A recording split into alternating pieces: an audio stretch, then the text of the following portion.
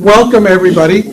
My name is Peter McElhinney. I'm the director of the Ragone Center for Excellence in Accounting. We've put together what I think is a pretty important program here today with a nice selection of topics that will serve both individuals at the student level and for professionals. And one of the goals of the Ragone Center, obviously, is to make sure that we play an integral role in introducing professionals in the accounting industry to students and developing that community. So before we get started, just a couple of things. I told you where the restrooms were. There's one down there, and there's more down there. And I'd like to have a couple other folks come out to welcome you as well. So, Ivo, if I could turn the floor over to you. Yeah. There is a microphone here. Do you need the microphone? I think my voice carries. Yeah, we've got outside voice. Good morning, everyone. Thank you for being here. I'm very excited to have the Ragone Conference back on the program. We've not had it since COVID, honestly, and we always had it off-site, so I'm really excited that this time we're hosting it on our campus, and I'm glad to see you all here. A couple of thank yous. First of all, big thank you to Dr. McElhinney, who's in the last few years taken on the role of leading the Ragone Center. You've done a terrific job, much better than I did, certainly, when I was trying to handle that responsibility as well. So thank you. You're welcome. And I'm also very excited and grateful to hear our panel speak to us. We've got three very distinguished speakers. Dr. Sean Stein-Smith used to be a colleague of ours here at Rutgers. He's always been on the frontier of accounting topics, and so when I saw that he'll be speaking about AI and cryptocurrency, I was like, yeah, that's Sean. So very excited about that. We have our provost, Dr. Richtermeyer, who's going to be talking to us about corporate governance and accounting and corporate governance. She obviously, as the provost, is very intimately familiar with governance. And she's also been president in lots of organizations, IMA, CMA, and so on. And then finally, Mr. Kolochechuk, who is one of our distinguished alumni, isn't that right? I am an alumni of both the undergrad program and the law school. Very good, yeah, that's right. And and probably our longest serving member of the Accounting Advisory Board. Mr. Kolochechuk has given a lot back to us, and he's got lots of great experience from his years in public accounting and other things to share. So very excited to welcome you as well. So thank you to all three of you, and I really look forward to having a great session. Thank you, Peter. Okay.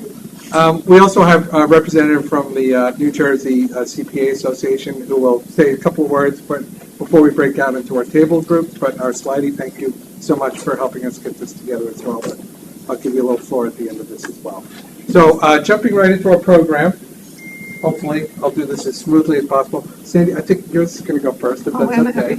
Should I stand up over here then? Well, I don't know how it's going to work. I can see it better if I... Yeah, I think I'm going to do that because you're probably going to do it too, right? Yeah. Okay. I'll probably just do that so I can see. Use my professor voice then or something, right? We don't have the mic. Is this working? Yeah, that mic works, yeah. Okay. I can do either one. Save my voice, right?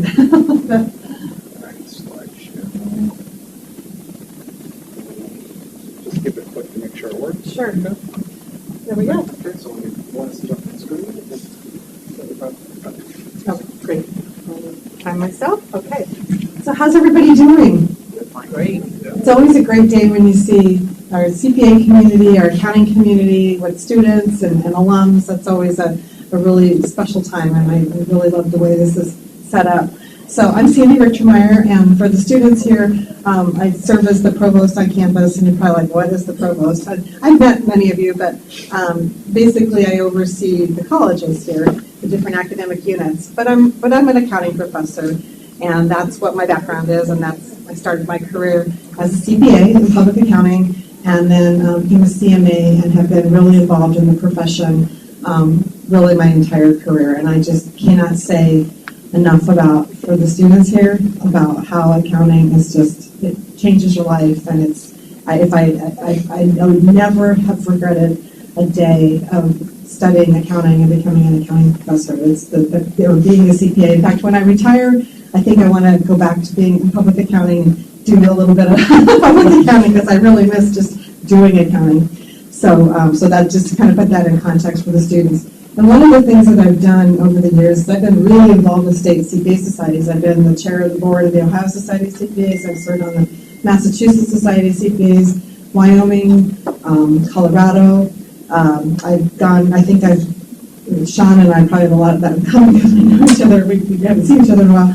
But probably, 20 or 30 different state CPA societies I've done workshops for. So just really excited that the New Jersey Institute, or NJCPA, which I'm going to join, I haven't been here that long, is partnering with the university. That's a really good model. And part of my career is I've spent a lot of time on boards. When I left being a CPA full-time and I went back to school to get my PhD, I felt like I was dropping out of society because I had this career I really liked as an accountant. I loved my clients, but I really wanted to pursue this career in academia. So what did I do? I got on boards. And I started serving different organizations. I kept clients that I liked really well, that were flexible with my academic schedule, but then I started serving on boards. I have about 30 years of board experience, and it's meant the world to me. It actually really kept me grounded as a professor, so that's kind of what the spirit behind this presentation and this topic is today. So there's more slides than what we're going to go through, but real quick, this is a quick agenda. You can have these slides and you can go through it. But, how many students are probably thinking, what do you mean by corporate governance?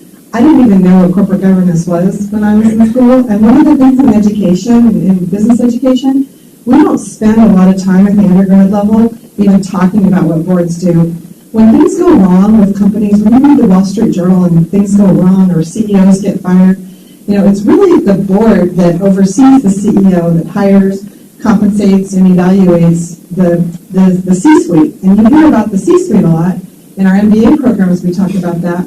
But we have very little education about what boards do. And boards are the governing body for all types of organizations, whether it's nonprofit, for-profit, publicly traded, privately owned.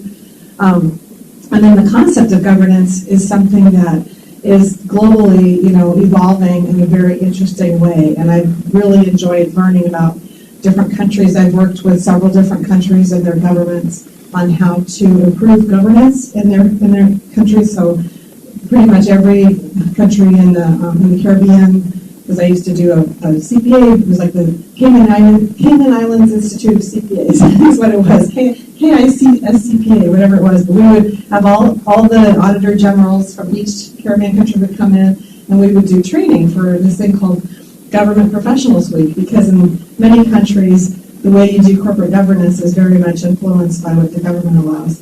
And then I did a lot of work in South America too, and most recently with the government in Peru, and then the mayor of Bogota's office, and then also some in South Africa and Indonesia. And it's interesting because kind of a mix, but everybody does it a little differently, but there's elements that are very consistent.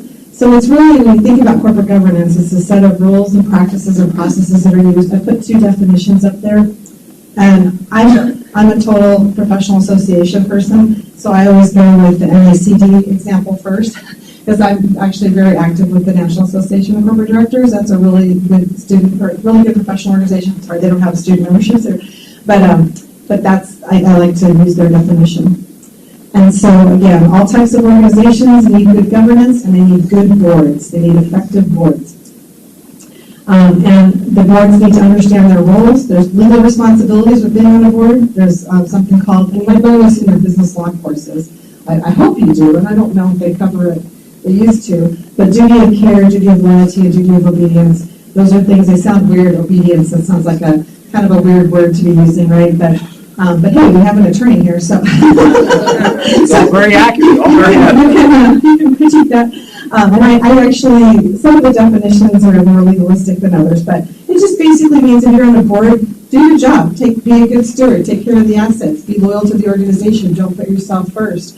And that's what you're there for. And if you don't do that, you can get in trouble, especially on a publicly traded board. There's a lot of things that can happen, but there's all kinds of ways to look at that.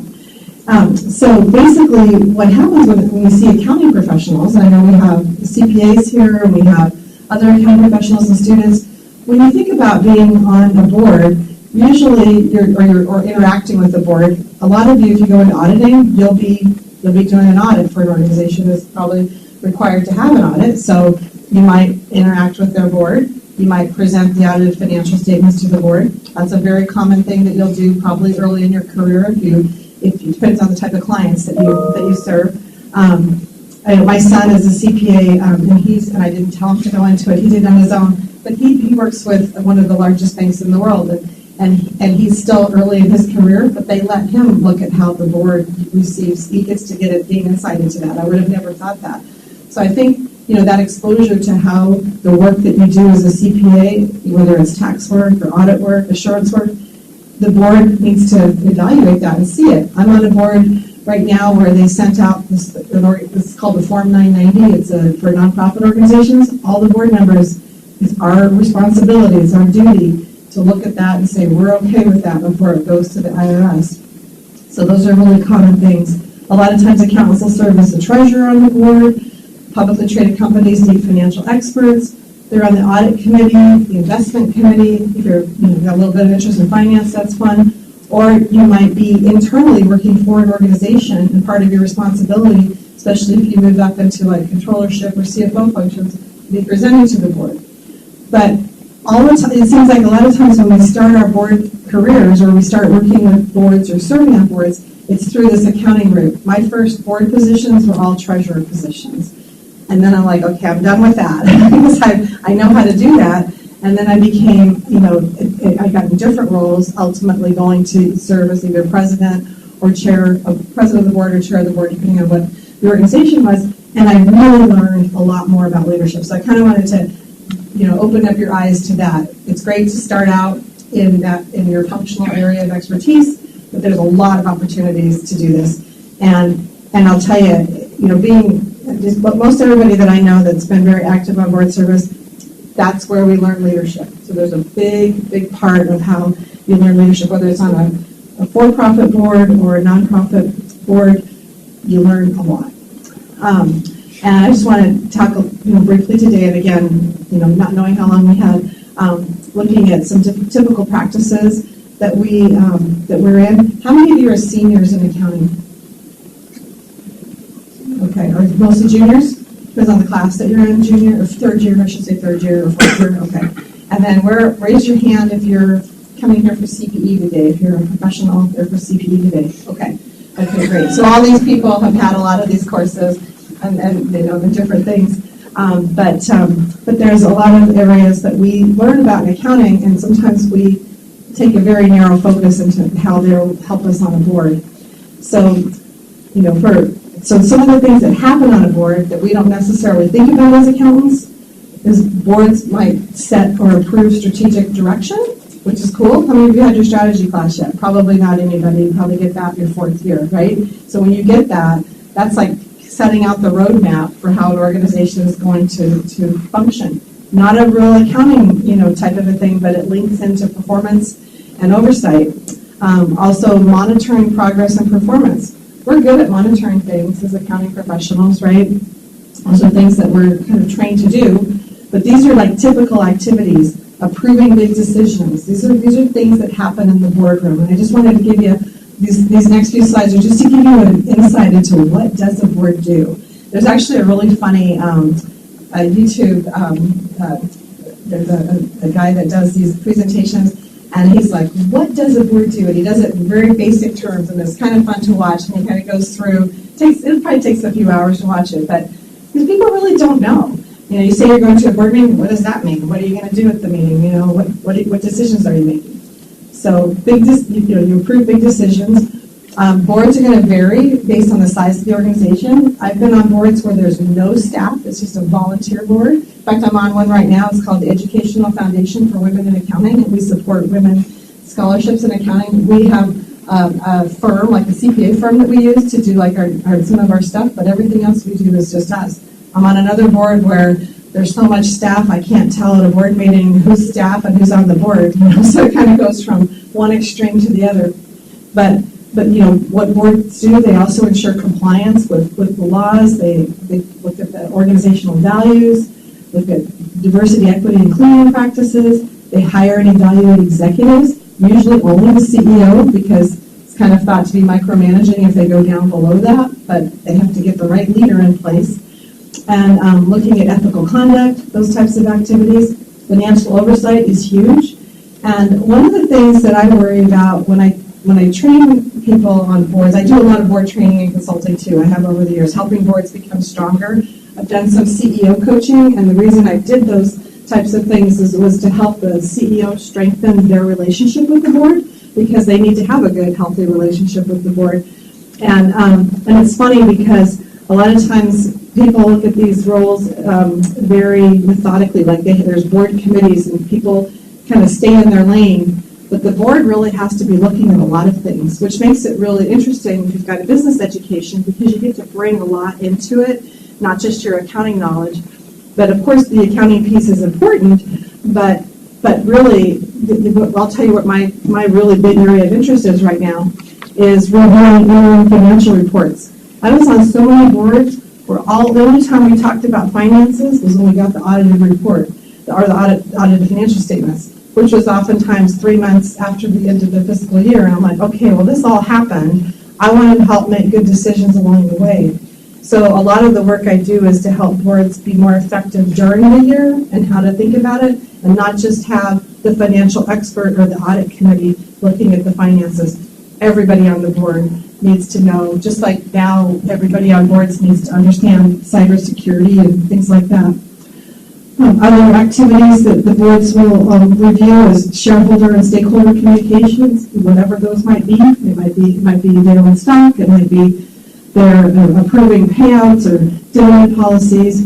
I'm going to go through these kind of quickly, just to give you ideas, and you'll have these. You can look at these. And if any of you as students, ever want to get on a board, or anybody here, you want to know how to get on a board, I'm so happy to help you with that. You can connect with me, because I do a lot of that with my MBA students. I've worked with about 1,200 different MBA students over the course of my career, many of them executive MBAs, helping them get prepared to be on boards. You don't have to be an MBA student, it's just where we saw it.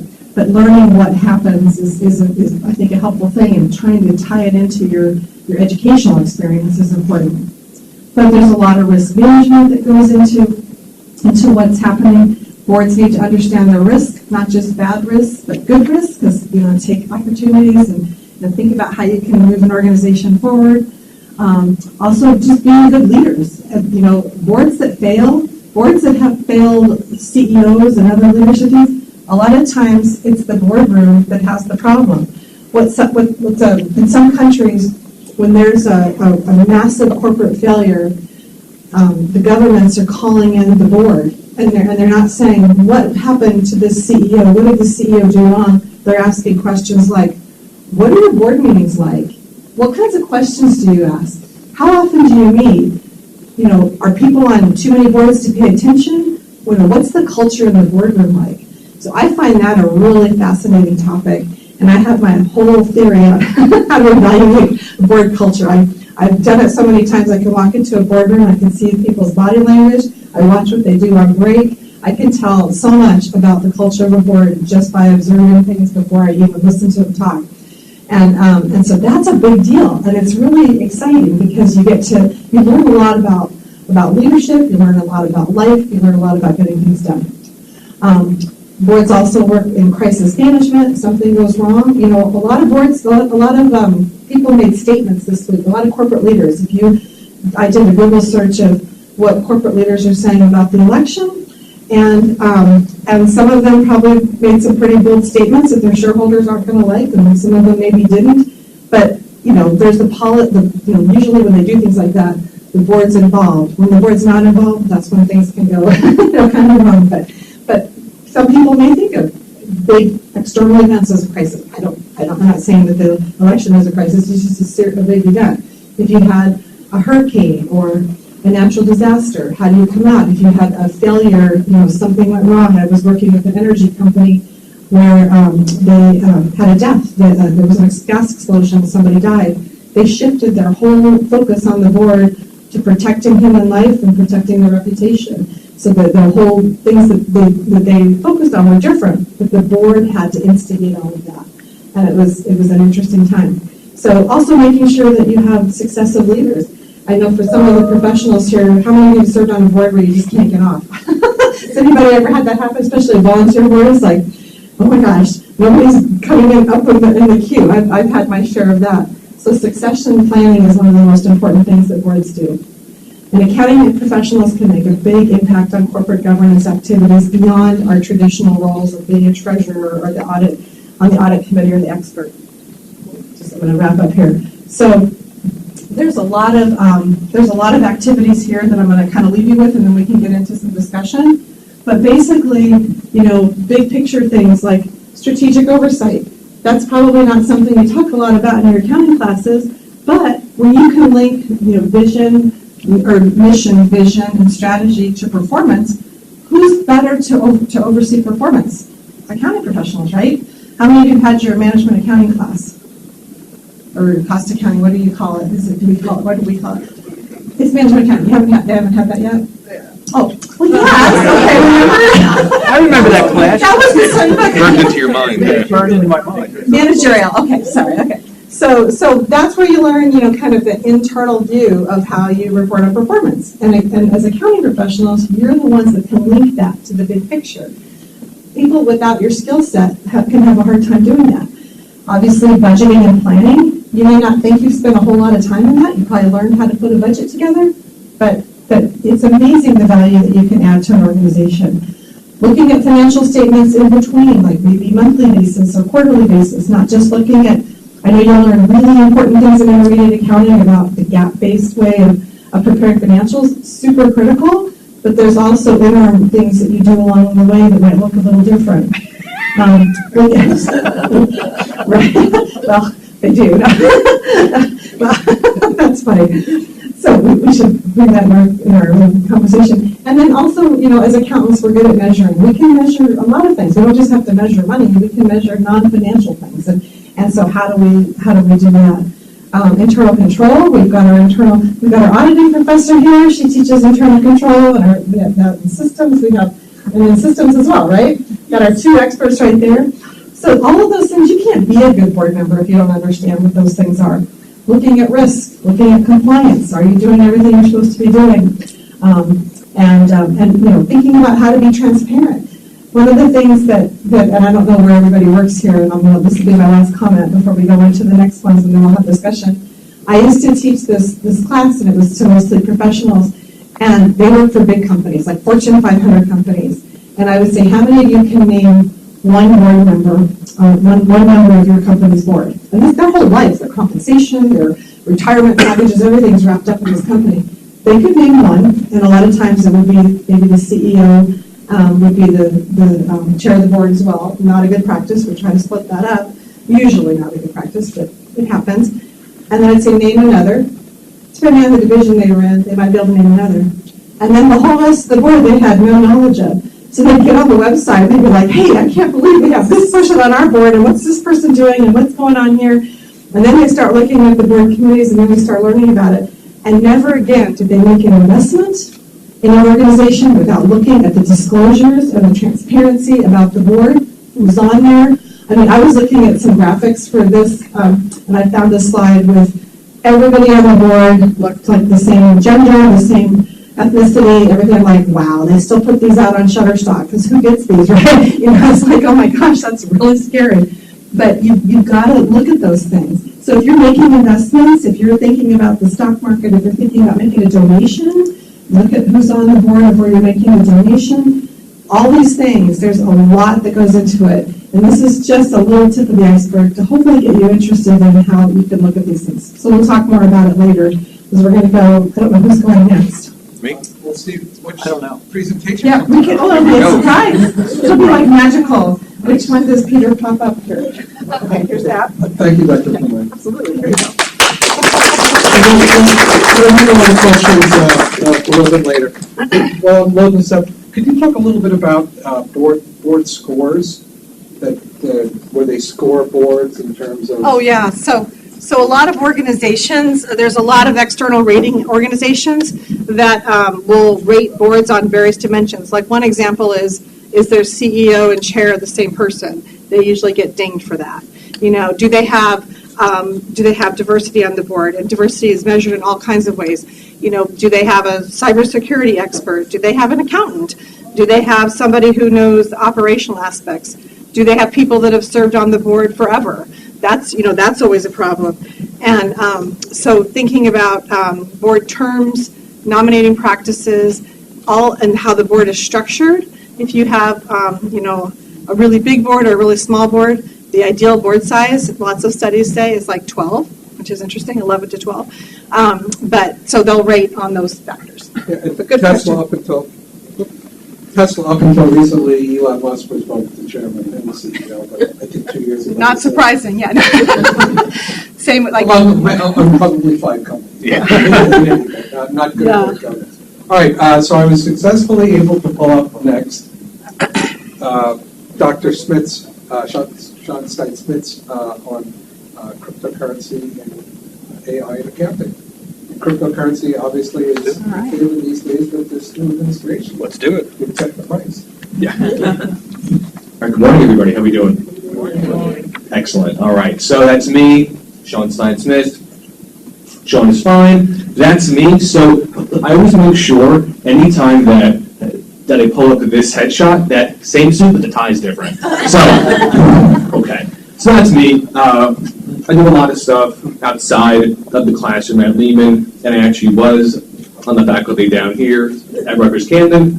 So happy to be back on site. So comments, questions, thoughts on anything crypto, AI linked, ask away, either now or during our individual breakout conversations. So I do have a very short PowerPoint slide deck, 85 slides. We're going to go through all of them here today. No, I'm kidding. All right. So basically, in these sort of 20 minutes that I have, I'm going to try to just hit on some high points for crypto headlines, AI headlines, and to try to point out just a few of the things that I'm seeing both in the classroom and out in the marketplace. As firms of all sizes, and really every industry tries to integrate crypto payments and AI into their operations. So just real quick before I start, by just a show of hands, do any of you own any crypto?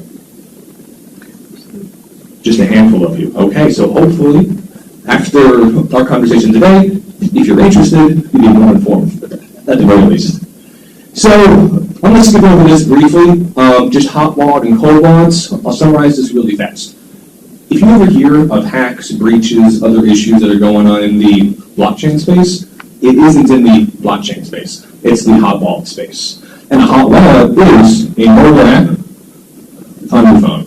Right, so for most individuals, entrepreneurs, and even institutions to a certain level, most of their tokens for everyday purposes are held in those hot wallets, right? Because it's easy to use, convenience, and it's on your phone, right? Coinbase has an app, Kraken, MetaMask, any of the major players out there have those apps on their phones. But it's on your phone, so it's also easy to hack as well. And also just a quick anecdote, in March of this past year, my identity got actually compromised. How? Through my phone. Through a poured out hack. That's a whole other story. But so any hacks, breaches that are going on in this space, in the crypto space, blockchain space, it's almost always around hot wallets, aka it's around poor internal controls and poor cyber policies. So it's a real opportunity for folks in accounting to really sort of take a proactive role in helping companies manage that risk. And then just really quickly, cold wallets. Hot wallets are always online, apps on your phone. Cold wallets are offline, customized storage devices, whose whole purpose is to hold on to certain cryptocurrency information. Right, so they're offline, so they aren't as easy to hack, but again, from a internal control point of view, now having a physical device to help you manage your own holdings, and here's where the institutional side of things really sort of is going forward, right? Most institutions, be it PayPal, JP Morgan, agencies on the government side who hold on to crypto are going to do so via cold wallets. But now, adding in this physical tangible device, again, highlights the need for good internal control policies and access policies as to who can access that cold wallet, how does that access work, and then how is that access updated as the people at the firm change. Oh, and also just a quick guess right here. While I have this slide up here. How much Bitcoin does the U.S. government own? Ooh, that's a good question. I know, right? What do you guys think? Come on, throw some numbers out there. 5. 0. No. Rookie numbers, guys, come on. Get those numbers up. All right, 2 trillion. 2 trillion? No. 2,000. 2,000? In the right direction. Lexi, what do you think? 2,400. 2,400, better. Evo, 10,000. 200,000 Bitcoin. So for all of that talk on the policy point of view, right, I don't know if any of you have heard about creating this national Bitcoin reserve, right? It's actually a lot easier to have that process started because the U.S. already owns 200,000 Bitcoin. Just FYI. It's a much bigger part of policy, and also just right here. So I do have about 50 slides in here, and all of you will have access to them. And in any conference, training, sort of corporate work that I do always try to embed some of these sort of terminology slides, right? The cold wallet slide, hot wallet slide, public key, private key. Actually, I'll go back there for a moment before I do this. So in terms of sort of how companies use crypto and how individuals use crypto, the most important part of that process is the private key, right? So the public key is linked to your address on the blockchain, and I'll leave it there for now. But, so my public key is 316 Prospect Avenue in Hackensack, New Jersey, right? That's my address, public key. My private key is the code to get into my building, which I won't share with you all here today. Come on, right? Well, some of nice people, but, you know. So basically, that's where most of the issues come up, right? And I'll drop some terms in here, but for any company that's holding crypto, using crypto, they normally implement something called a multi-sig wallet, meaning that that private key is chopped up into various components. And in order to get into the crypto held at the company, that then takes 2 or 3 people at the company, right? Because ultimately, Bitcoin, crypto assets, they are just financial assets. And so these same processes and controls in place to help manage treasury risk, cash risk at companies are being implemented here also. So on the one hand, everything about crypto is new, but on the other hand, the actual onboarding of it really isn't. And just real quick right here, you know, because I get asked a lot of questions about, Sean, how is this stuff different than Cash App, PayPal, Venmo, Zelle, Zoom with an X? How is this different? Well, it ultimately goes back to how the asset itself is built. And anybody who's interested in Bitcoin at all, I always encourage you, or anybody, to read the original Bitcoin blockchain white paper. Anybody done that in here? No? Sandra? I haven't, I should. Okay, so it's only about 8.5 pages long. And the first 5 pages are pretty easy read. Last 2.5 is a little hairy. But the first 5 pages are a great introduction on this whole concept. And so, if you are ever having conversations, either now, on an internship, job interview, or a client ultimately, then they bring up crypto, the absolute first question that I ask is, okay, great, what crypto are we actually talking about? Bitcoin, stablecoins, other assets like NFTs, which each of those topics is an hour-long presentation by itself. But, and then there are also applications, right, running on blockchains. We have smart contracts, we have DAOs, we have DeFi, all of which are in the marketplace right now. So, a quick example there. Well, before I go there. So, during the last couple months, right, there was this crypto-based betting platform called Polymarket. And on that platform, users could bet on who was going to win, candidate Harris or Trump. And over the last couple months, you know, it was updating, going up and down, but it turned out that crypto-based forecasting platform had the exact map, as it turned out, to a individual state level. So crypto and tokenized information is really a much broader concept as opposed to just a Bitcoin. Even though Bitcoin obviously gets the lion's share of the conversation. And of course, as Bitcoin keeps hitting all-time highs, that hasn't changed.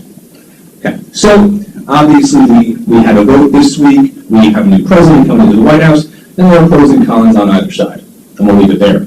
But from a strictly policy point of view, having President Trump in office this time, by all indications on his actions and the people on his team, all of that is going to be pro-crypto. Right? He's been pro-crypto. He was at the Bitcoin conference in Nashville during the summer. He actually launched his own coin, which now probably is going to wind down. But there have been conversations on that idea of setting up a national Bitcoin stockpile. And on the surface, it seems kind of silly, but but the U.S. does already own 200,000 Bitcoin. So I would bet, and I don't bet much, but I would bet that by the end of 2025 or 26, we are going to probably have one. And so, okay, great. All very interesting stuff. But from an accounting point of view, from a jobs point of view, that means that more and more people and institutions are going to be using crypto, right? That, from a policy point of view, from a business board point of view, if you have a government that is pro something, positive towards a certain industry, certain application, that then gives companies cover, or sort of a backstop to then get into it, as opposed to operating under a government that is anti something. Then it's harder from a risk management point of view. So even right now, there are companies like PayPal. So how many of you have used PayPal during the last month? Or have somebody in your family, friends, who have used PayPal? Okay, all right, get those hands up, come on. All right, so PayPal has 400 million customers, right? A household name in the U.S., very trusted. PayPal has their own cryptocurrency, PYUSD, and it's worth $1 billion. Did anybody know that? No. So it really is more mainstream versus the media might have you believe, and that's fine. But again, from a jobs point of view, how many entrepreneurs, business owners use PayPal? A lot, right? And if you have companies like PayPal having their own crypto and allowing payments into their crypto and about 8 others, that is automatically going to create headaches and opportunities on a tax side, audit side, custody side, and again, the cyber control side. And so I have some hyperlinks in here. What you're doing this summer, this idea of a sort of national Bitcoin stockpile first sort of popped up, and there actually was a bill introduced during the summer.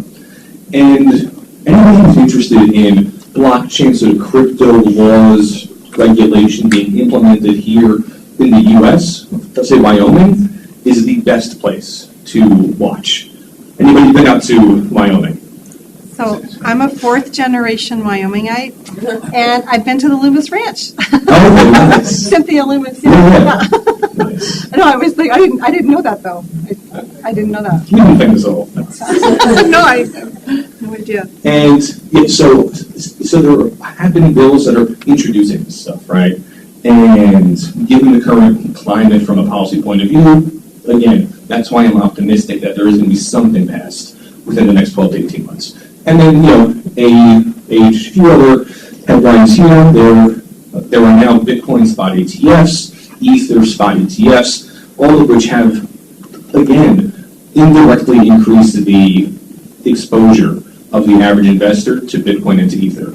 So for all the folks in here who are working, do all of you have a 401k or 403b? All of you then own Bitcoin now, right? Because all of those plan managers, they can now buy ETFs, right? Can't buy Bitcoin directly or Ether directly, but they can all buy ETFs. And so that's been a big driver be behind why the price has gone up and up and up so far this year, because there's this big ocean of money now able to access it.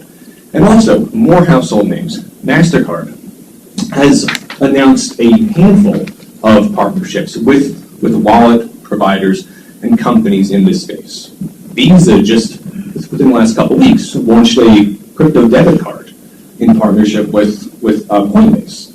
And all of that's super interesting from a headline point of view, but that also really highlights how mainstream crypto is going to all of a sudden be, right? Because every institution partners with Visa, MasterCard, PayPal from just an institutional payment processing point of view. And all of that means that there are going to be crypto on the balance sheets and on the income statements of most mid-sized to large companies. I think a lot sooner than most folks think. And okay, I will talk about that today because it's a Friday. You all seem like nice people. But, and also just right here, some sort of informational slides, right? For anybody who is at an internship or has a boss who's like, yeah. This all sounds great. Trump's talking about it. But, I mean, is it really that big of a deal for us? Yeah, that almost 50 million U.S. adults currently own crypto. But, on the other hand, 3 out of 4 U.S. residents have low trust in crypto. Why is that low trust there? Well, frauds, scams, FTX, right? FTX, Mt. Gox, Rodrigo. But that trust issue is an opportunity, right? For anybody in accounting, finance, audit, assurance, our main sort of value add into the marketplace is not doing the audit, is not doing the actual tax returns, right? Because that's somebody who actually has about 25 clients. They are interested in the income tax return being done or the audit being done, right? That's their baseline expectation. The only value add we add is to help our clients make better business choices. And they are able to make better business choices if they have higher trust and confidence in their information. And so that's where we really add value. And so closing that trust gap is a real opportunity out there. Okay, so I'm going to skip ahead just real quick. I'm surprised that none of the current students own crypto because apparently Gen Z loves it. But I'll keep going for now.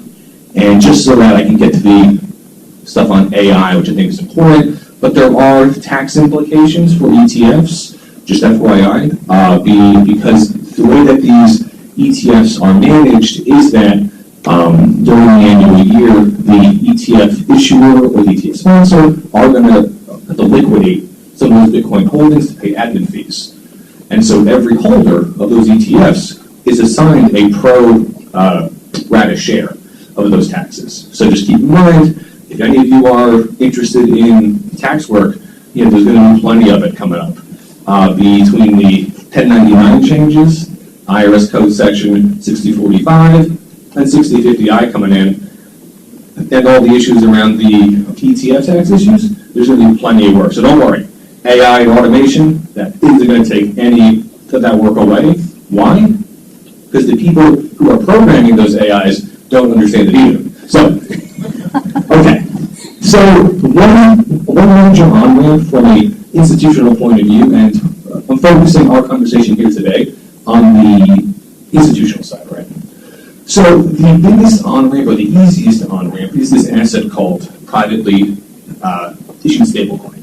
And at the core, that's basically a token, a cryptocurrency, that's backed on a one-to-one basis by the US dollar. Okay, so the idea is to get the benefits of both, right? So that lower price volatility and that speed, transparency, and lower fees of a tokenized based transaction. So there are stablecoins everywhere here in the US and internationally. So Japan has actually been a major leader in this space. And just a quick fun fact, for any US investors who had money at FTX, FTX filed for bankruptcy about 2 years ago. Actually, about 2 years ago. And those US investors still haven't gotten money back. But the investors who had money in FTX Japan got paid back by March. of that next year. So by March of 23, those investors got paid back. Again, highlighting that Japan had good regulations, controls, and accounting policies around how institutions have to manage their own crypto holdings. So, isn't it, is not as exciting probably as the Reddit threads on the various meme coins, but it really does matter from an institutional point of view and a sort of job growth point of view. SocGen is the first bank to have their own stablecoin, and it's embarrassing to me as an American that the French beat us to anything, so that always bothers me.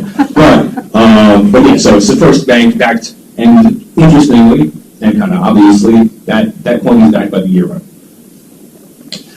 And, so if anybody's interested in sort of watching a company that's been under the radar for a while, but is going to be on the move more, I think, going forward, Ripple.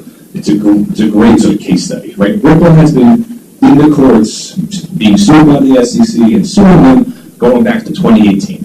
And just within the last year or so, had two sort of partial wins versus the SEC. But again, Ripple is now also working on their own stablecoin. So, what is the trend? Oh, Lindsay, that's me. Same suit, third tie. Okay, so. I know exactly where you are. Yeah, that's the university. So, as I was saying before, anybody interested in blockchain and crypto being used in the US, Wyoming is the best state. And they actually have their own token project among the committee to help sort of get this coin up and running. We're planning to have at least one minted by the end of 2024. So a state-backed privately issued token, backed on a one-to-one basis by the US dollar. So that's that right there. Okay, and I'll skip over this real quick, but I have some more sort of in-depth information on PayPal. Again, I thought I had some more time today, so I had plenty of slides. But right here in October, it was announced that the merchants that are on PayPal now have the option to buy, sell, and hold crypto on PayPal, on other hot wallets, and to also port out their holdings into cold wallets. So basically, PayPal has made it pretty much straightforward and almost a turnkey solution for any entrepreneur who's trying to use crypto. Again, that is going to drive more usage and adoption. Okay. How are you doing so far? Any questions? Everyone's still awake, so that's good, I think. Okay, cool. All right, so now, just to wrap up my sort of presentation time, we're going to talk really quickly about AI. And so during the, I guess, last month, I was at two national events / competitions put on by two of the big four. So for any students in here, KPMG and Deloitte, both of them at those events talked about how much they are investing into AI, building their own models out, training their employees, and the expectations of their new hires and interns to, at the very least, understand how these models work, right? There is no expectation that all of the new hires have to be programmers, data scientists immediately, but you are going to have conversational knowledge on these topics, right? To be able to ask questions and to understand the answers as they're given to you. And so there are obviously common options out here, I'm sure. So have all of you used ChatGPT? Okay. In terms of mobile ChatGPT, do any of you have it on your phone? All right, so some of you. I would say I highly encourage everybody to have it on their phone because it comes in super handy. And they're getting your data anyway, so it's fine. Don't worry about that. There's obviously Copilot. So Copilot is actually pretty interesting, right? Because Microsoft owns, or not owns, but they have a 49% interest in OpenAI, the company that created ChatGPT. So on the other hand, Microsoft has their own AI, Copilot. So it's going to be interesting, I think, how that sort of plays out because Copilot is powered by ChatGPT. So I'm not quite sure how it's going to play out, but from an institutional point of view, I'd say Copilot and Bard are the two that I've seen used the most. One, because it's already built into Microsoft products now. But right here, it all comes back to the employee training, internal controls, and how to keep the interns from uploading client data into these AI chatbots, right? So that's the real thing. And just right here, I have some sort of real world use cases. I didn't name any names in these, but there are cases of companies that I've worked with before, had training sessions with, all the rest, that are using AI right now, right? And I do have the hyperlink right here that, as for KPMG, almost 3/4 of accounting firms are currently implementing AI for forecasting, modeling, analytics. So it's being used for financial reporting, automating AR, which is always fun, right? Matching AR, aging AR, managing that process. It really is tedious, and it isn't adding any value to how the company operates. But also, right here is the biggest area that I've seen. Reducing non-billable time, right? Anybody who's worked at a firm, and I know firms are trying to get away from the billable hour model and talk about work-life balance, and that's great, but ultimately, billable hours are still a big deal. And so tools and applications that can help the staff, the managers, directors cut down on the non-billable time helps the firm operate better, helps to hopefully reduce hours, and then creates more opportunities to actually do billable work, right? Again, going back to that whole thing about our clients don't really care about the audits being done on time, tax returns being done on time, or any other sort of codified report. What they care about is, okay, based on this, can I make better choices? And it's taxes. So taxes is an area where you would think AI would be really, really in the forefront, and it is. But for tax purposes, what you could really use it for, at this point at least, is to really gather data and to help create templates and to help create like the first few steps. Because obviously each client is different, has their own sort of quirks, and also all of that is confidential. And just to wrap up my sort of presentation time, right here are some questions that I always try to ask. Basically, for implementing AI, there has to be a actual business plan, right? Because AI, crypto, they're both shiny toys, shiny objects. Everybody wants them, right? To be implemented tomorrow. But in order to have it work, you really do have to have a plan based on how the company itself wants to use it. And if you are a service firm, an audit firm, tax firm, you are also going to want to have to inform your clients as to how AI is being used and how their data is being used by AI. And so with that, I'm going to wrap up my presentation right here and open the floor for any questions. We'll save all the questions till the end, Sean. Okay, sure. Thank you so much, Sean. Wonderful. While I do my little summary minutes, switching things here, I'm going to ask a question. Sure. So what sort of government backstop for investors in cryptocurrency? So, question is there any government backstop? Right. No, none. So the vast majority of these instruments right now are not covered by anything like FDIC or Civic. But I would say that as these privately issued stablecoins become more mainstream and are issued by companies like PayPal, I know JP Morgan has their own token for internal purposes, BOA has their own, Citi has their own. As those become more and more mainstream, there is going to be a push for that backstop. Oh, and also, just FYI, if any of you are bored this weekend, the Treasury just issued a 132-page file. I'm just putting this out there. And the last 20 pages are graphics and data on how the Treasury at the U.S. federal level is actually tokenizing Treasury auctions. And to add some context there, U.S. Treasury market is worth trillions of dollars.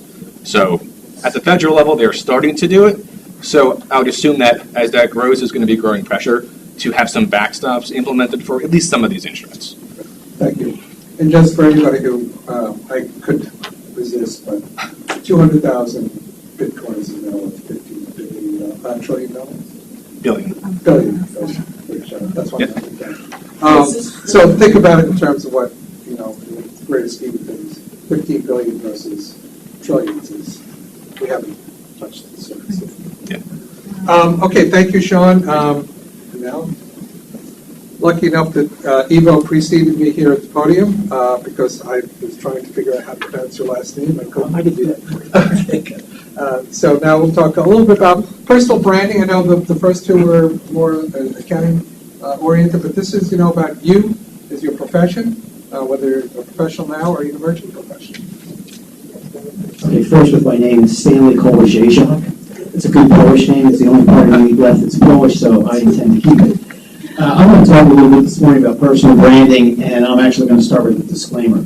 My background is not in marketing or advertising, and I am really the person that usually does the technical presentation, and I can give you a great discussion on 360 transactions, but that's not what we're here for today. We're here to talk about personal branding. And here are some of the topics that we're going to look at in terms of what is personal branding, how can I actually use it, how do I actually make it part of me, and how do I actually rely on it to reach the success that I'm trying to achieve. So let's start with what is personal branding. In short, personal branding is the process of self-promotion and establishing a distinct identity. Now, for each one of us are different, and for each one of us, this means something different. But when you think about yourself, it's hard sometimes for you to be your own self-promoter, right? Many of us are humble, right? I'm an introvert.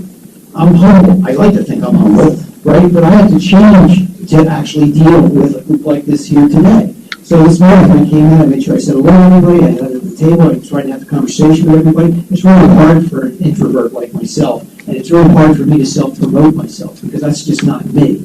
So I have to step outside my comfort zone and actually push myself to actually self-promote. On the other hand, if you're an extrovert, you always are self-promoting, right? Or you're much more comfortable with self-promoting. But you have to be careful not to be boastful. You can't be careful not to brag. And so it's a delicate balance between how you actually deal with your own personal branding. The last point there is probably the most important. Personal branding is an evolution. It comes along over the course of time. The way I promoted myself when I was 30 is a lot different than the way I promote myself now. All right. So what is my personal brand? We all already have one. What is your unique story? I always start with something that gives somebody a sense as to where I've come from and what I've done. What Sandy did this morning. She was actually talking about her background and all the different boards that she served on. I always start with the fact that I have an associate's degree from Burlington County Community College that I got back in the 70s, right? And when you work with an organization like PricewaterhouseCoopers and you walk up and you tell everybody, I started at a community college, so we're all like, wow, but it gives everybody a sense about who you are. How do you actually start thinking about your own brand? Well, what I usually try to do is, and I try to instruct people to write down the three strongest attributes that you have. What are those three strong attributes that you actually have? How do you actually try to articulate those attributes? And do you have a gap in it? Do you do a gap analysis between this is where I want to be in terms of my brand versus where I'm at now, and do I actually have a plan to actually get there to where I want to be, right? So when I write down the three things I like to think about myself, I think I'm tenacious, I like to think I'm honest, and I like to think I'm loyal, right? But that's a great way to start building your personal brand and trying to understand what you want your personal brand to be, and then coming up with a plan to actually try to get there. Okay, your personal branding, professional opportunities, it allows you to differentiate, it allows you to have more visibility, it allows you to network, and obviously it helps if you're confident in your own personal brand and you're able to articulate it. Can you actually articulate what your personal brand is to another? How do you actually use it to differentiate yourself? How do you actually use it to try to increase your visibility, your networking? And why is all that important?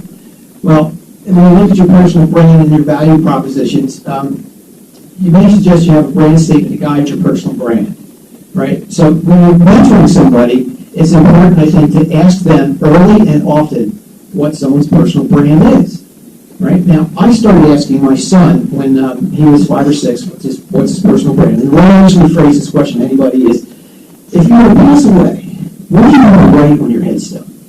What do you want your headstone to say? And I asked my son this when he was 5 or 6 years old. He said to me, man's best friend. And when I wrote at him and I said, I think that was already taken. You got to try something else. So a couple of years goes by, he comes back to me and he says, I got it, Dad. I know what I want it to be. And he says he wants it to be earn it. And it was a very short phrase. It's 2 words, earn it. But that's what he wanted to be his value proposition. That's what he wanted his brand statement to be. So today my son is a major in the United States Marine Corps. And he has earned it. He's graduated in the U.S. Naval Academy. For me, my personal statement that I've tried to live by is make the most of yourself, for that is all there is of you. That's a statement from Emerson, and it's one that I think about all the time. And I actually incorporate that into my value propositions and actually incorporate it into my elevator speech. What is your elevator speech? Can you articulate who you are and what your value proposition is in 10 minutes? Or 10 minutes, 2 minutes, 1 minute, right? Are you in that elevator for 30 seconds, 60 seconds? How do you actually tailor your value proposition to somebody that you just met?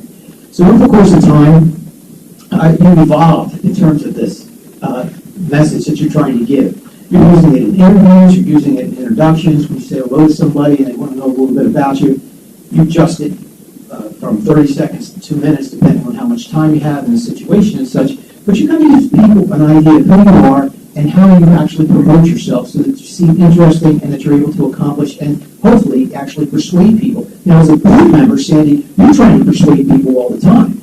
And at the same time that you're doing that, you're also trying to be somewhat of a devil's advocate on the board, right? You can't just go along with the group thing. I got to be able to persuade people. And your value proposition actually helps you to actually do that.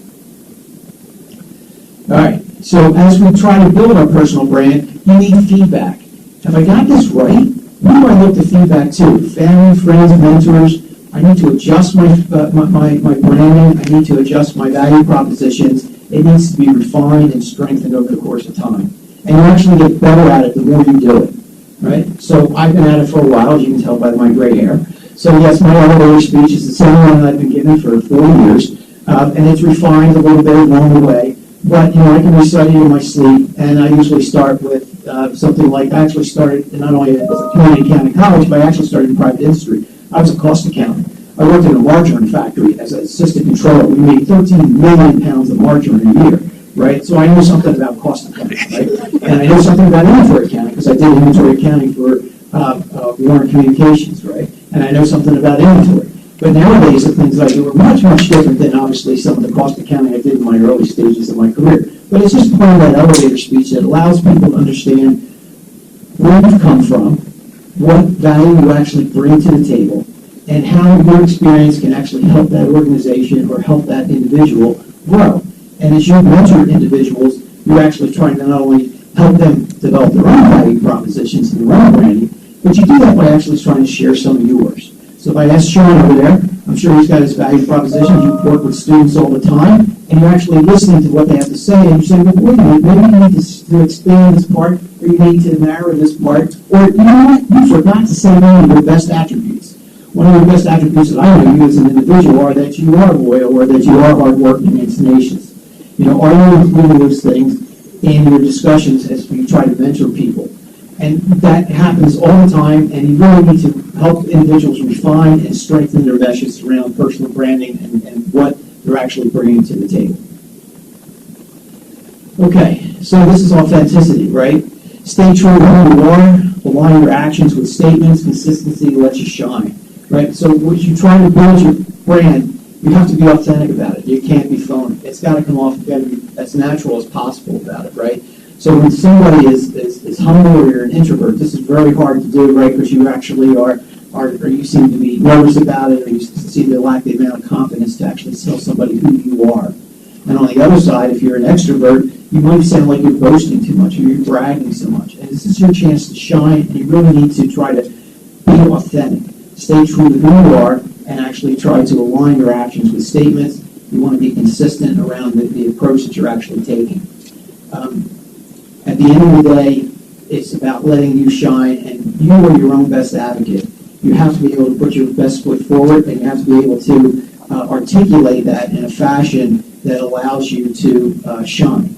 Now, when we talk about your personal branding, it's not only the statements that you have in terms of your value propositions you bring, but it's a lot more in terms of what's out there on social media, right? Social media is such a big part of our society today.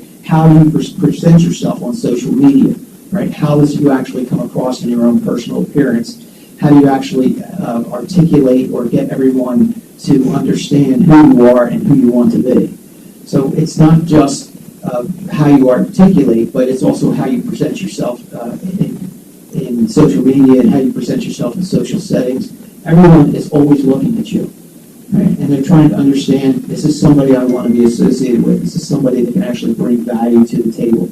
How do I actually try to capture that and actually try to put myself in the best situation? Now, this morning, as we talked, there's a great opportunity here to network, right? And I have to go outside of my comfort zone as an introvert to try to make sure I network everyone, because I know the value of networking. I know that the value of knowing people like Sandy, Sean, and each one of them are going to be helpful to me. Maybe not today, maybe not tomorrow, but building that network and having those individuals understand who you are and what you're actually trying to achieve and what value you can bring to the table is huge.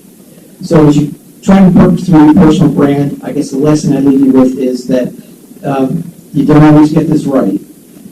What you say sometimes doesn't come out the way you wanted to say, and you go back and you think about it, and you're like, I could have did better. I could have did a little bit better about that. And that's okay, because what happens is that the best way to learn is through your own mistakes.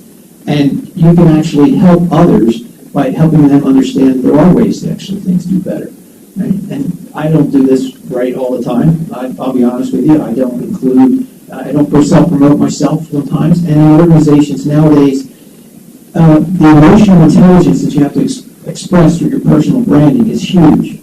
Everybody out there at our level is smart, right? You don't get to be a CPA nowadays without being smart, right? I mean, those 150 hours will kill you. The CPA exam is just brutal, right? Everyone's smart. What separates you is your emotional intelligence and your being able to promote yourself. Do you have that personal brand, and are you able to convince people that they should take the shot on you? And it's not just the technical knowledge. The technical knowledge is hugely important, but most of us are going to have that technical knowledge. Most of the people are going to be smart. The people that you're interviewing against are going to be smart. What differentiates you is your personal brand and how you actually articulate your value proposition. Expressing or displaying that emotional intelligence is very important, and it actually is what separates you from the crowd. And I'm sure that Sandy and others would agree that you have to be able to demonstrate that emotional intelligence and be able to demonstrate your value proposition that you're going to do. So knowing that our other speakers had much more meatier topics, perhaps in my own personal branding here, I got us back on time here, but let me see if there's any other questions, or if I can turn it back to our host here to see where we go from here for some questions and answers. Thank you, Stanley. I'm going to have to practice the last one. Just very quickly, thank you for questions. Students especially, how many of you have ever heard of Toastmasters International? Toastmasters? Okay. One of the things that Stanley talked about was confidence, and obviously the three folks up here, myself, your professors, we've got confidence because we've been around the block a few times, as you can tell. But Toastmasters is a free organization where you can go in and practice getting in front of people, making speeches about topics, not necessarily technical topics, but something that you've got a passion about, to help give you that confidence and to help establish your professionalism and your brand. Okay, with that, we'll open the floor for about 10 minutes before we take a quick break and do the table breakouts. And I do want to introduce the study before we do the breakouts as well. So are there any questions from the floor to any of our three wonderful panelists? Got one back there. I had a question for Mr. Smith. Okay. In regards to computer science and with how the job market is a bit more challenging right now, do you feel as the rise in artificial intelligence is making it more competitive, or do you think that it's actually creating more opportunities? I'd say both, right? Because any of the large language models out there right now can write code, right? They are able to write code, but the main issue is, are they able to actually do it completely? And more on sort of the back end side, are the data scientists charged with implementing that code, updating it, and doing any debugging of it able to actually work back from the output code to how that code actually was programmed in the first place. One, so it's both, right? And two, there are going to be more and more opportunities, right? Because automation, as anybody who's ever worked in accounting can tell you, automation never actually cuts the workload. Automation just reallocates our time, right? And so from a comp sci point of view, as AI eats everything, right?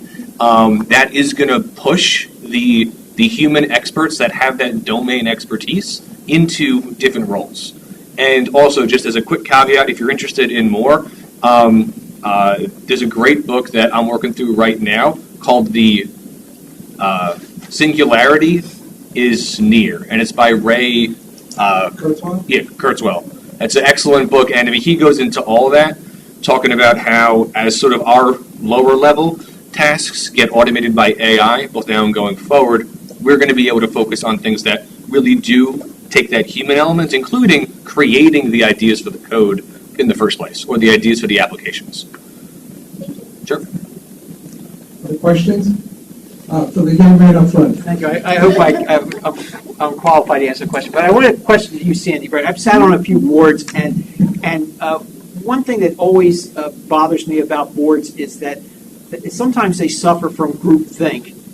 The president of the company comes in and says, "Here's our plan," and the board nods and say, "Okay, yeah, let's do the plan." And they don't really challenge the decision of that executive with regards to whether it's appropriate, whether it's actually going to work, whether it's going to move the organization forward.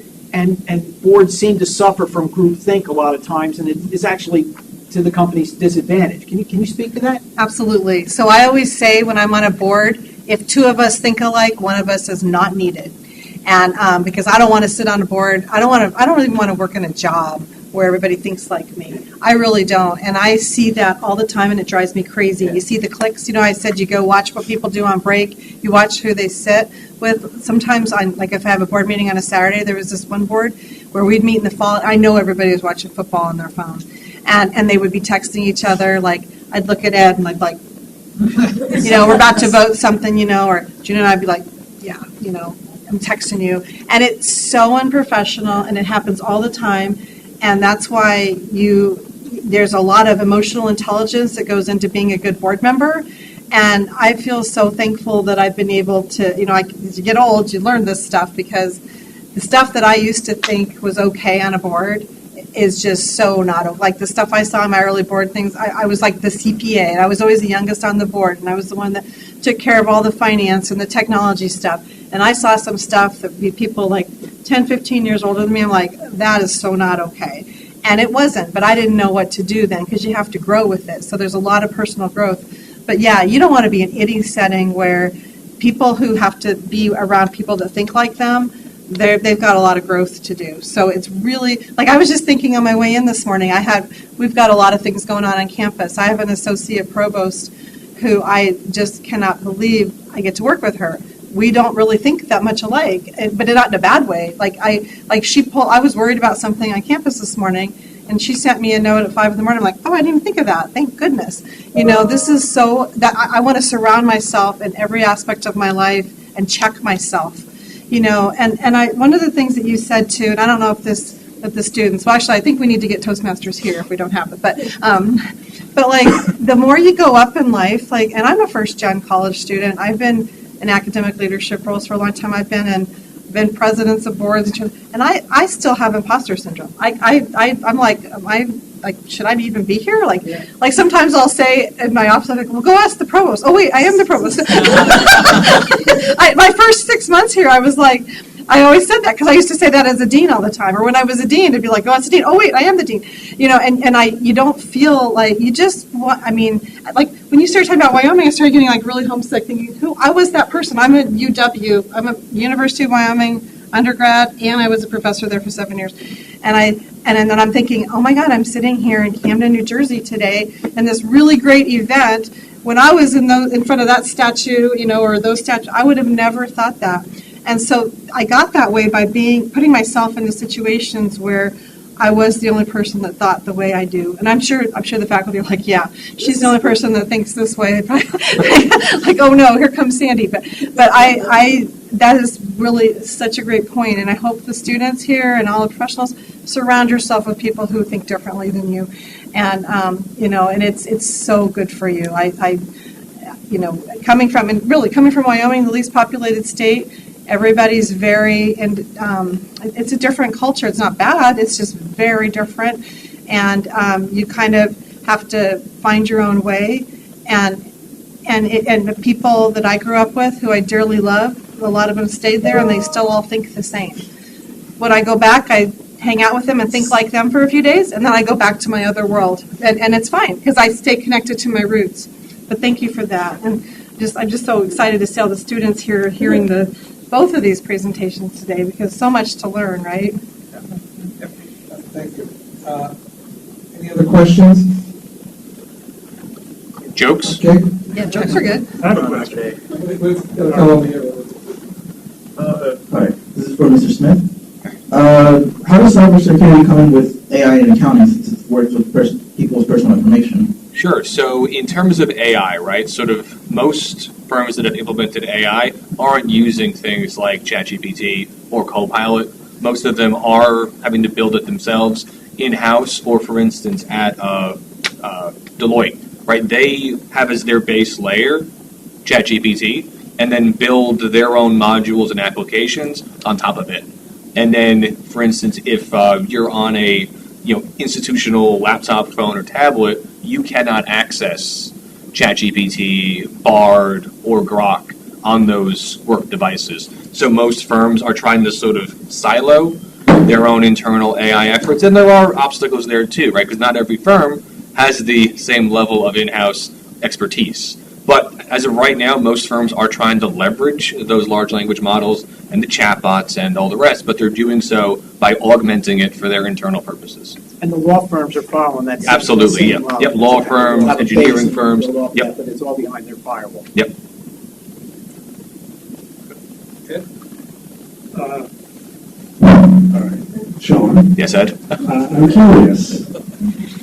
Can you tell us a little bit about how the U.S. has accumulated so much Bitcoin, over how much time, and how? Have they been mining it since the beginning? Are they seizing it? And has there been talk, with the possibility of Trump being elected, of the U.S. moving away from the dollar and to crypto? So I'll take the questions in order. So how has the U.S. gotten their 200,000 Bitcoin stockpile? Primarily through arrests and seizing Bitcoin, right? Either from hackers, ransomware, or from Silk Road, or other sort of crypto collapses, crypto thefts, right? So the U.S. is not actively engaged, as far as I know, in any Bitcoin mining right now. But in terms of sort of how the dollar is impacted by Bitcoin, because obviously now that we have President-elect Trump and his team sort of getting assembled now over the next 100 days or so, there has been conversation in sort of the Bitcoin maximalist corners on the internet of the dollar being sort of replaced by Bitcoin. I don't think that's going to happen because ultimately just the overall marketplace for Bitcoin and the liquidity is not big enough, right, to handle the volume of transactions that take place using US dollars. Now, that said, I don't guarantee much either, but I would guarantee that there are going to be aspects of blockchain and tokenization integrated into the dollar a lot sooner than most people think. And I'll end with this, right? 85% of all dollar transactions on a global basis are already digital. So in that context, adding in some elements of blockchain isn't really all that hard. So the dollar isn't going to be supplanted by Bitcoin, but elements of Bitcoin and tokenization are 100% going to influence how the dollar evolves going forward.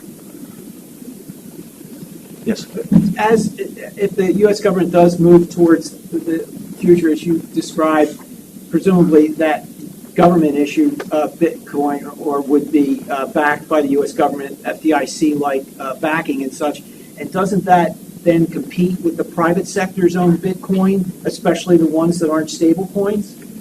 Excellent question, Stanley. And I've been talking about Bitcoin and crypto, investing in Bitcoin, going back to probably the end of 2015, mid-2016. And I've been saying since about 2017 that ultimately we're going to end up with Bitcoin as an asset class. Right? Because ultimately Bitcoin is an asset class. It isn't being used as a medium of doing business anywhere. And I just don't think that it's going to be, because everybody buying Bitcoin is buying it on the expectations and the forecasts of the price going up.